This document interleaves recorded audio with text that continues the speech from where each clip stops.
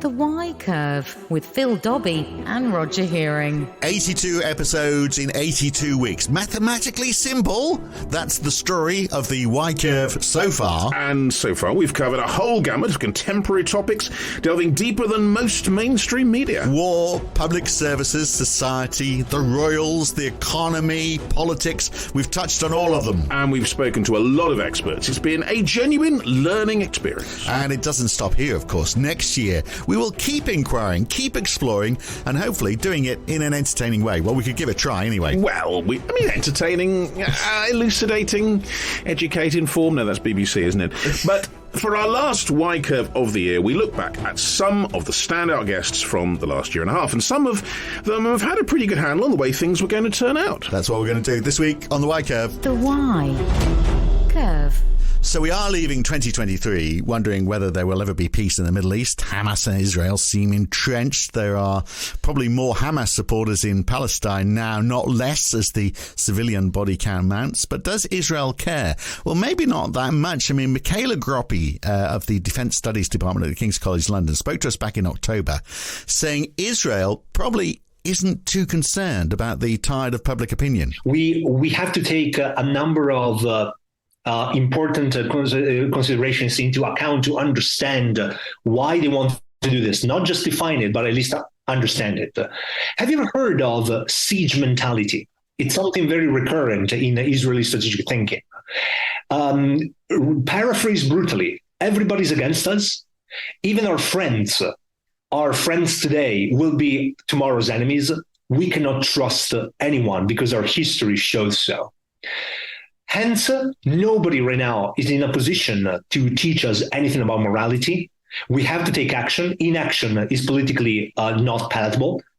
We have to do something. And given that the killing has been so indiscriminate and so brutal, and as you were saying, like ISIS style, like type of thing, it brings up incredible, painful memories from the Holocaust, from those days in which we felt impotent, in which we felt powerless.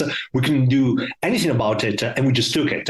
Never again, right? And therefore, something like this is going to motivate and fuel a lot of anger. But Michele Groppi there with, has to be said, a pretty depressing idea of what will come between Israel and the Palestinians. And the interesting thing is that conversation happened before the invasion. We actually spoke to him the week before. Yeah. And of course now, big question marks about Israel's tactics in that war. Seems, I mean, even if they have momentary pauses, any of them going to move into a form of permanent ceasefire? And what on earth happens next in Gaza? No one really knows. So there's a war with no obvious conclusion. There's another one, of course, that fits that bill. The Russian invasion of Ukraine back in February. We called it the endless war when we spoke to Stefan Wolff, Professor of International Security at the University of Birmingham. We asked him, how could it end?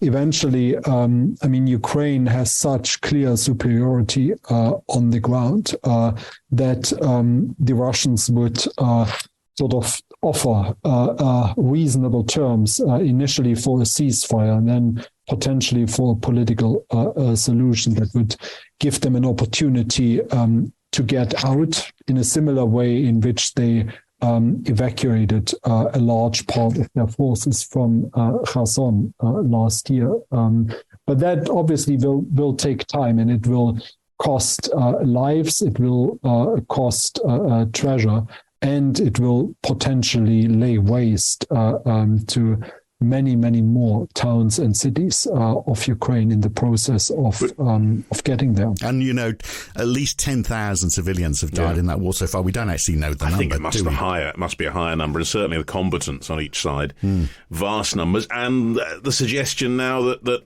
in a way, the West maybe is getting bored or tired of it, not supporting Ukraine enough, and in the end...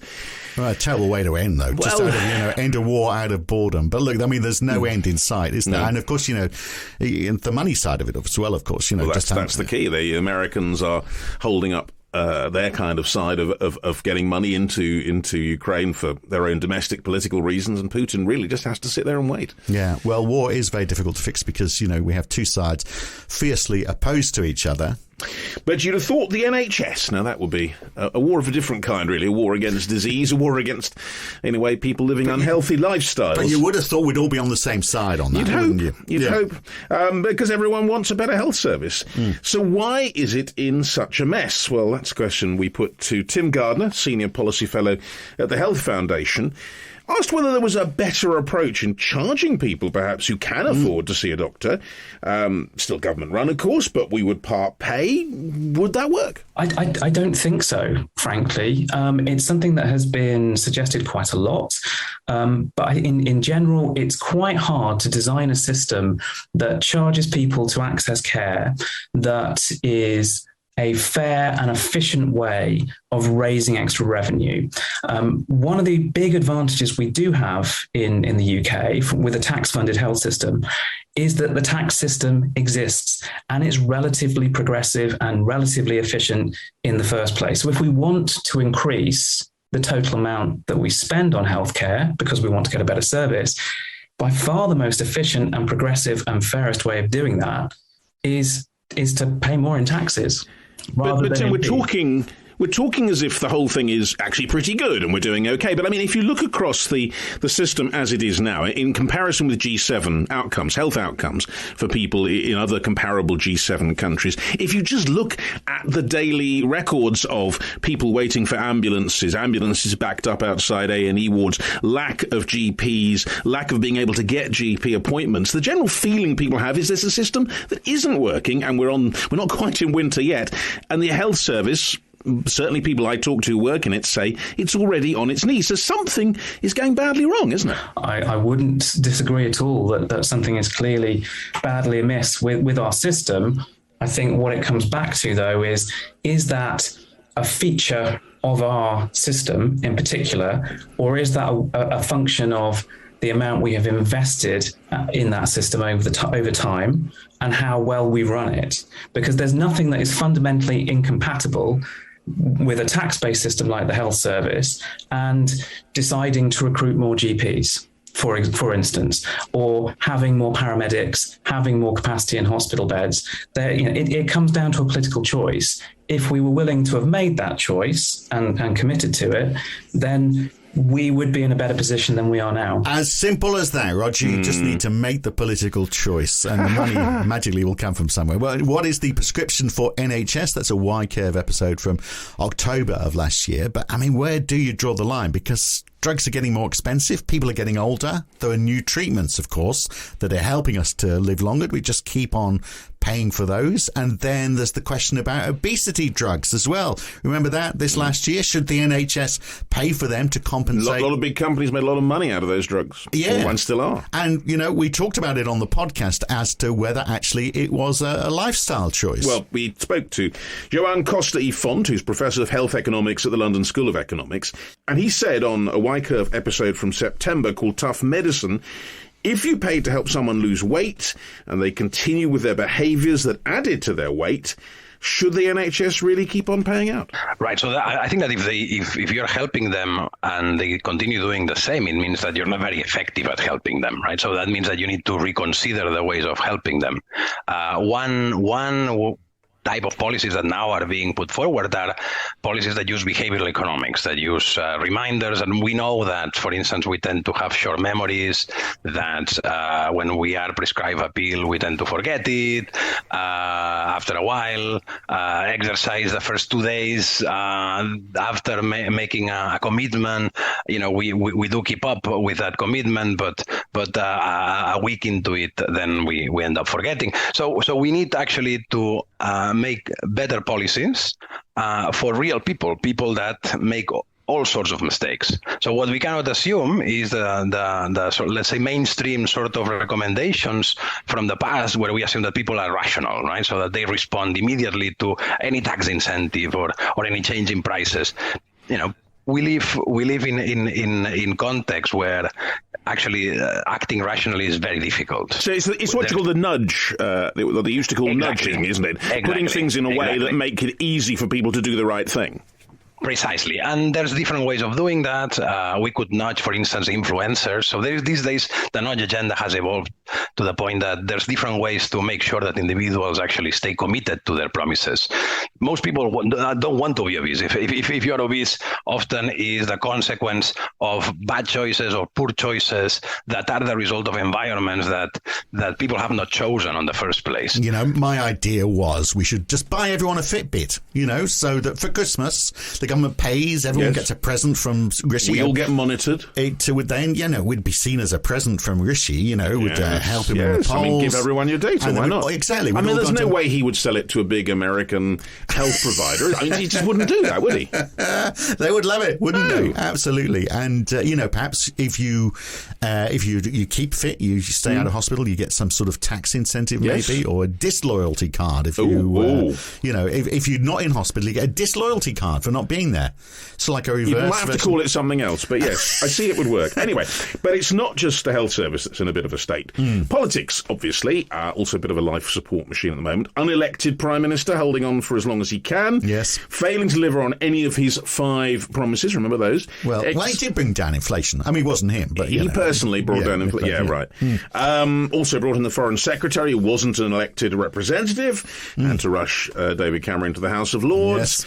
Yes. Is that desperation tactics or what? I think so, wasn't it? Yeah. So is there a need for rethinking politics, particularly when it comes to awarding of peerages in the House of Lords? We asked Dr. Sam Power of the University of Sussex whether it all needs a bit of a rethink. I always think of the giving of honours, but particularly the giving of resignation honours, as sort of one of those peculiar political things that does just feel a bit outdated, and we're not entirely sure where it came from anyway, and it just sort of now exists as a thing that is done, and it just seems a little bit bizarre. I always like to draw an analogy with the practice in the USA of presidential pardons, of an outgoing president just seeming to set free anyone that he feels like he deserves it. And it just seems a very odd thing to do in a political system and in a democracy. But it's kind of a monarchical power in a way, isn't it? Royal pardon kind of idea. Well, I mean, why not actually make it given that we do have a royal family that doesn't have a lot to do really, apart from,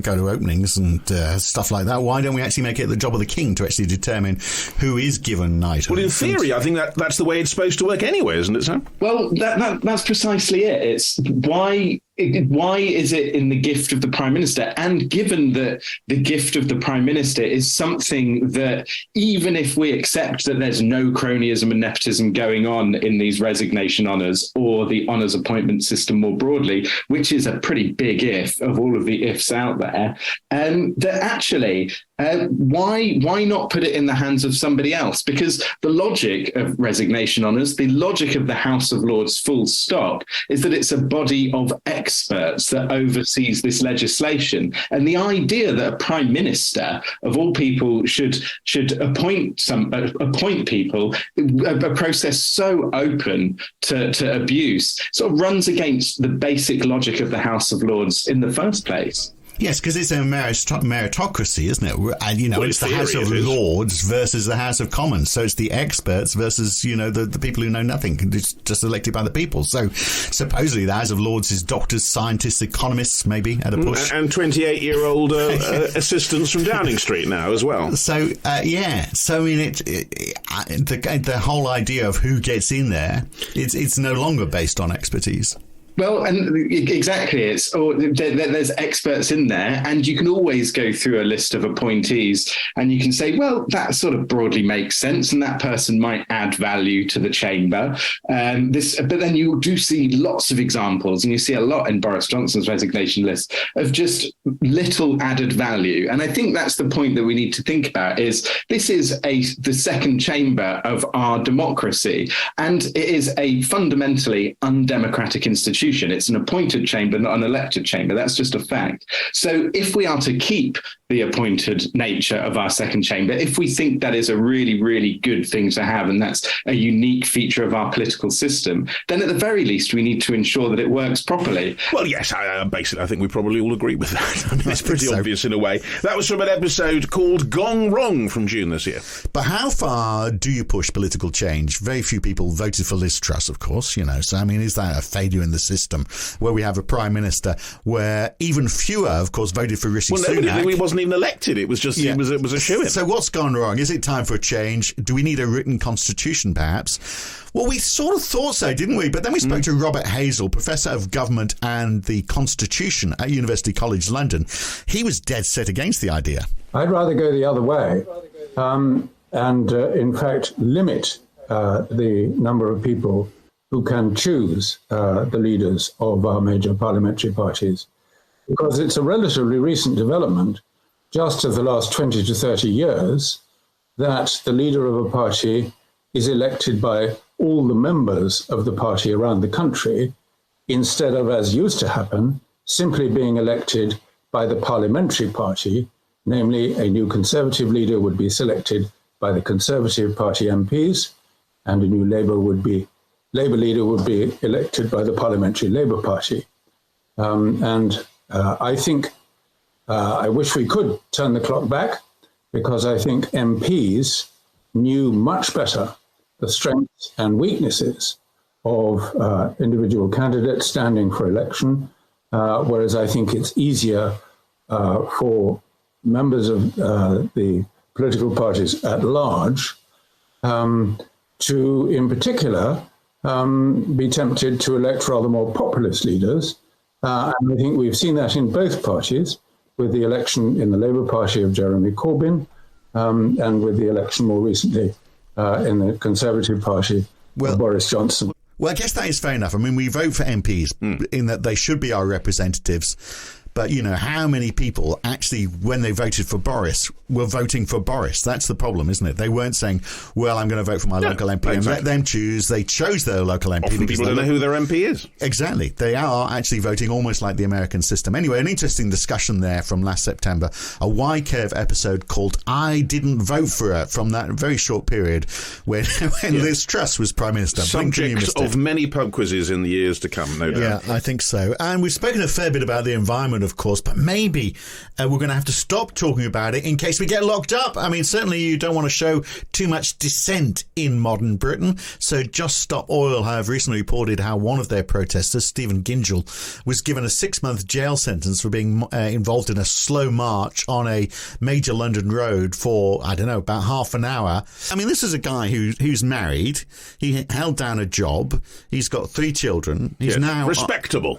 Yeah, well, you'd think so, wouldn't you? And now he's off to prison, and you think, is that just a step too far? Because he was protesting about something that you would have thought we would all agree with. Unless you're trying to get somewhere fast and you've got the roadblock. Well, okay, yeah, but, what about ambulances? There's all sorts of lines. Sure, well, ambulances get affected by roadworks and all sorts of things. Well, this is true. This is true. Anyway, we did an episode back in May called Protesting Too Much, The Rights and Wrongs of Public Dissent. And we spoke to David Mead, Professor of Human Rights Law at the University of East Anglia. The difficulty we've always had, and I've sort of talked about this a long time ago, it's a bit like NIMBYism. We generally are tolerant of people's right to protest until it affects. I sort of put NIMBYism with a silent P, sort of protest, but not in my backyard, a bit like pneumatic. So we generally are accepting of and supporting of it in the abstract. But we get very cross when we can't go to the shops because someone has sat down in the zebra crossing in front of Tesco or Sainsbury's or something like that. And I think that's the sort of the disjuncture that we perhaps as a public need to try and reconcile or have people help us reconcile is the value of protest as a social good, if you like. The fact that I don't agree with it, this comes back to, Rousseau and all of those sorts of things. But, the fact that I don't agree with it and perhaps vehemently oppose it should not ever be a reason for somebody's rights to be taken away. And I think it becomes very difficult when we are the immediate, if you like, target or incident of the target for us to sort of disjoin ourselves from the generally perceived view that protest is a good thing in a democracy. Well, look, whether or not people's tactics work, and again, this is sort of off my area, is a different question to what should the law. Whether this ultimately will backfire for Just Stop Oil, and XR, I don't know. But the law needs to respond differently to how it's responding at the moment, I think. So, protesting about the need to address climate change does seem to be a protest maybe we should all support unless we think enough is being done already to address the issue, or perhaps some of us still don't believe in climate change. But even then, surely, I guess you accept the right for the majority to protest for more to be done. Well, you'd think so, wouldn't you? But, a lot of people who don't believe in climate change don't think you should have the right to protest about it either. It's, it's all opinion, isn't it? But look, it isn't enough being done, it seems, as we examined in an episode called World on Fire from July this year. But it's not too late, surprisingly. Tim Lenton said he's founder of Global Systems Institute, and he's also chair in climate change and the Earth Science System at the University of Exeter. We spoke to him. So if we start with the extraordinary extremes, they are, of course, a combination of the fact that in the background, the global warming has kept creeping up. But on top of that, we now find ourselves in the onset of what is most likely to be a fairly strong El Nino. And we might also argue that as global warming increases, the extremes don't just kind of increase in proportion to the warming. So even without the El Nino, we're seeing evidence that at least the extremes and the damages associated with the extremes are going up what we would call non-linearly. So it's like a perfect storm, perhaps, if you put the El Nino on top of that. And that might be why we're seeing these completely off the scale events in terms of how far the sea surface temperatures are outside of normal variability at various times in bits of the North Atlantic or the Mediterranean, and how crazy the Antarctic sea ice cover changes are. These are statistically, we're talking about, in some cases, what might be one in many tens or hundreds of millions of years kind of extremes. So you're really looking at the possibility now that we are starting to sample some kind of regime of the weather or variability that's being influenced by the climate change. But the El Nino is a very convenient excuse, isn't it, for people who want to deny that we are having climate change? And I don't think they can pull that card in a sort of scientifically rigorous way, because we've had past El Ninos, a really big one in 1998, but we can see extremes already now that we didn't see then, in simple terms. So once we've lived through this El Nino, it'll be even clearer in a sense. Aspects of the pattern of change are the El Nino pattern of change, but some levels of extremity of the extremes are clearly not just the El Nino, they're the El Nino on top of quite a bit of warming. Yeah, so the question is, take out El Nino, how bad would it be? It'd still be pretty bad, wouldn't it? And then look at it keeps on going on. Look at the example of the flooding that we've seen over the last week or so in Queensland, Cairns Airport. Yes, crocodiles floating around. Exactly, jumping on planes and, that's some nasty things at airports, but not crocodiles, mostly. So it just keeps happening. All right, let's depress everyone even further, because we could talk about the economy. Indeed, we should talk about the economy. We now know there won't be a free trade agreement with the USA. Not a priority. Not a priority. No. Even though, so we went into Brexit thinking that, that it was a slam dunk. We had it in the oven as far as Boris was concerned. And Rishi now going, free trade deal with America, not that important. So how does the economy grow? Because we saw the worst of the downturn this year, of course. But around then, we spoke to Martin Wolff, and I asked whether the green transition money was going to the US because of the promise of public investment with their Inflation Reduction Act. That's clearly true. And obviously, the UK can't win a subsidy war with the US, and it can't offer opportunities of investment at scale that the US can. So businesses that really want to operate in a very large way are bound to be interested in investing in the US. And after that, the EU market as a whole, though nothing like as dynamic as the US is still very large for green technology because they've got a pretty big push in this. Britain on its own, first, it doesn't have a really deep commitment to this energy transition anyway. There's very little government money going into it. And in any case, the market is small. I mean, that's just reality.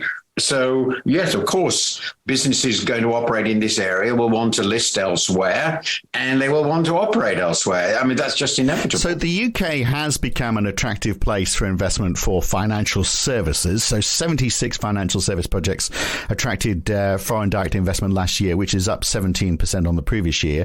More than a quarter of all investment in finance service projects in Europe are in the UK.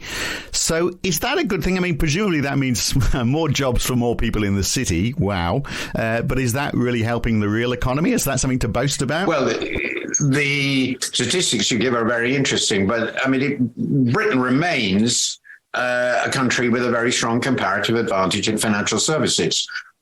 This is relatively unaffected by leaving the single market because so much of the capital flows involved with finance are not actually directly affected, at least so far, by EU regulation. So London is still quite clearly the financial capital of Europe. It's the second great financial center of the world. There's a lot of financial skill. There are a lot of people from all over the world working in this sector. So I'm not in the least surprised that this is the one area in which there are lots of innovations and relatively large interest. In finance. So, at least we've got something to offer in this country. We still do finance well. We can still move money around and we can clip the ticket like the best of them, or better than most, at least. So the ticket? What's that mean? Clipping the ticket. Come on, what's that mean? Is that an Australian expression? Well, that's nothing I've ever heard. Oh, really? So someone's taking a lot of money, you take a little bit of it yourself. You're clipping the ticket. Well, there we are. Well, I'm sure it's funny, isn't it? I keep on coming out with these expressions. You're not really British, are you? Yeah, I'm not. Well, I came across furphy the other day, and I think that's an Australian What's expression. a furphy? If something's not entirely true, you're telling a furphy, no? Oh, porky is what we say. Yeah, well, it's the same equivalent. Anyway, there we are. That was an episode called Open for Business. That episode, a brilliant episode with the FT's Martin Wolff back in June, talking about investment into the UK. So we're doing okay in finance, but there's not really much incentive for people to invest in anything else in this country. But what about debt? Because debt is a thing hanging around our necks, public debt. Will the situation get any better if we cut government debt, if we get back to austerity? Well, we got an answer on that, and the answer was no. It won't help at all. That's what the economist Francis Coppola said when we spoke to her back in January. Yeah, there's absolutely a strong argument for investing in public services.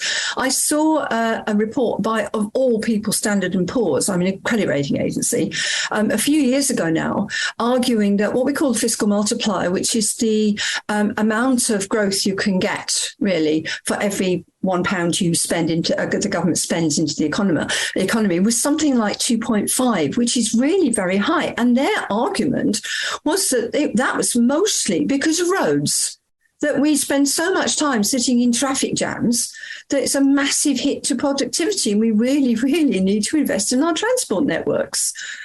We still haven't done this. So we're still sitting in traffic jams, and we still haven't got train services that properly serve the whole country. And we still haven't got proper bus services and, all these other things. And so we've still got a productivity drain because people and goods and services can't move. But if the government was to spend 120 or 140 billion in a month rather than 20 or 80, what does that do to the private sector? Does it help the private sector, or does it take money away from the private sector? Well, how does that balance, that sectoral balance between public and private, change the more that the public sector spends? I've often heard this argument that when the public sector spends, that crowds out private sector investment, because instead of putting money into productive private sector investment, investors will put money into public sector investment, effectively will buy government debt instead. In actual fact, if you look at how investors construct their portfolios, government debt's hugely important. And when you haven't got enough of it, it causes all sorts of strains and difficulties. It acts like an anchor, a hedge in their portfolios, and therefore actually enables them to take on riskier assets. So there is actually an important role for the public sector in what we might call priming the pump. When investors are really scared and flying to cash and safe assets, there is the public sector actually needs to step in and invest, because the private sector either isn't going to or is going to wait for the public sector to step in first, because then they feel more confident about doing so. And that's where we are right now. You won't have private investment, apparently, if the government isn't investing. You've got to prime the pump. Exactly, prime the economy, which is definitely not what's happening now. We're letting the pump seize up, aren't we? So basically, what is going to happen now? Your predictions? Well, I mean, Rishi, is he going to last this year? Is he going to go through to next year?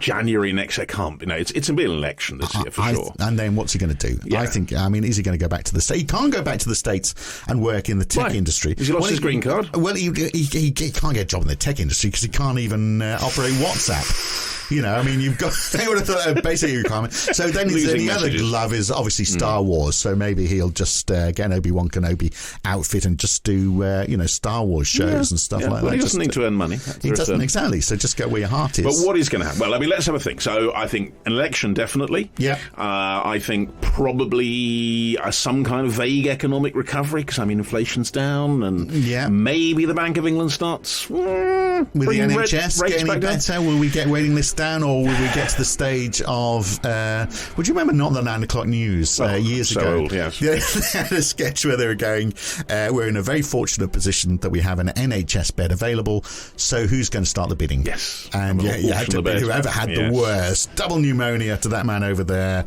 laryngitis. Could be where we're going. Heaven help us. And of course AI will take over next year as well anyway, so it won't be anything to do with any of us. Well, we won't be here. No. Exactly. No, we'll all be entirely absorbed into the blob. Meghan is going to leave Harry and live with Piers Morgan. Exclusive there. Yeah, that's almost bad. Okay, we don't know is the honest answer. Yes. We don't know what's going to come up, but we will bring it to you here on the White Curve. And we will become the most popular podcast as well. That will almost certainly happen. Need to say that. It's true. It's just going. Yeah, exactly. Yes. What's his name? Joe Rogan. He's just going to give up. Let's not give publicity to anyone else. Well, he's got 11 million listeners. He doesn't need the publicity. But look, we've mentioned him. I think it's only right that he mentions us. Entirely reasonable. Reasonable. But next week. Yes, next week we're going to look at the political year ahead because it is quite something.